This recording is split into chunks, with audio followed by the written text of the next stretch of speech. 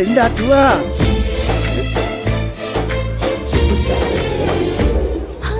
உனதருகே இருப்பதனால் இரவுக்கு தெரியாத பகலுக்கு புரியாத பொழுதொன்று நீ காட்டினாய். இதயத்தில் நீ இருப்பதனால் நான் தூங்கும் நேரத்தில் என்னுள்ளே தூங்காமல் நெஞ்சுக்குள் வாயாடினாய்.